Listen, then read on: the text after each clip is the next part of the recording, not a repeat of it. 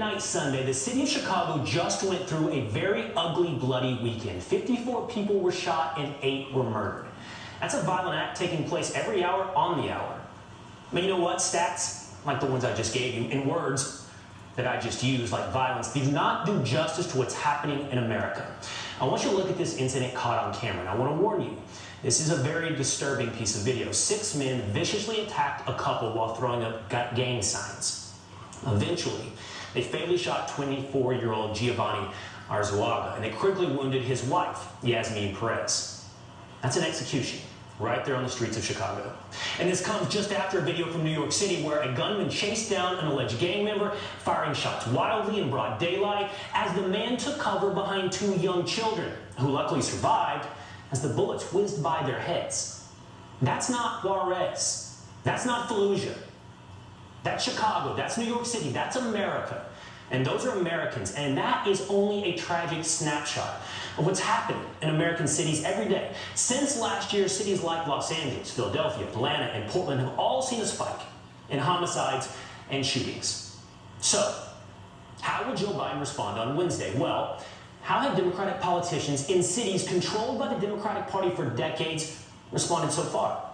Lori Lightfoot, the mayor of Chicago, has announced that Chicago does indeed have a problem, but it's not a problem of violence, it's a public health crisis, the crisis of racism.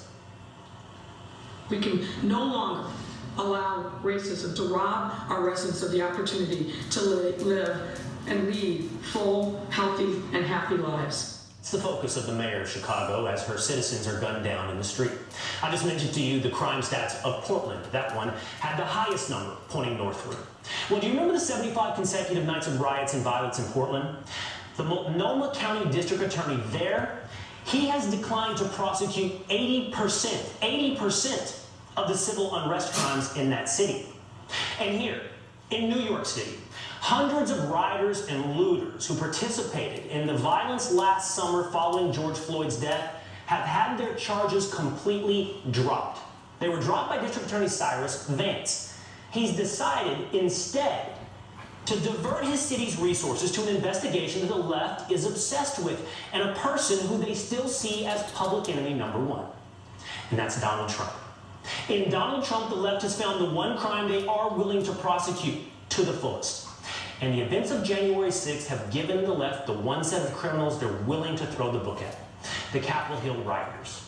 So far, 510 defendants have been charged in connection with the Capitol breach. But while rioters in Portland and New York see their charges dropped, not only are Capitol Hill rioters seeing their allegations enhanced to a felony with quote-unquote obstruction of an official proceeding charges, many of them are nonviolent first-time offenders. And they're being held for months in pretrial detention in a form of solitary confinement.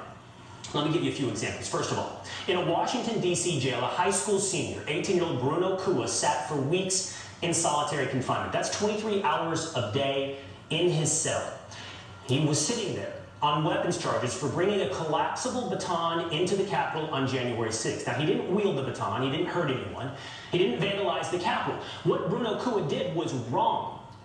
But does that mean we set aside the humanitarian concerns of solitary confinement, the rule of law on pretrial detention? Does that make him a greater threat to society than someone who burns a federal building in Portland? I'll tell you what it doesn't make him. It doesn't make him unique, because there are dozens of Capitol Hill rioters being held without bail in Guantanamo Bay-like conditions. That's according to one lawyer, in cells the size of a closet, and being fed, quote, slop. But you know what? No one has been charged with sedition. No one's been charged with the left's favorite word, insurrection.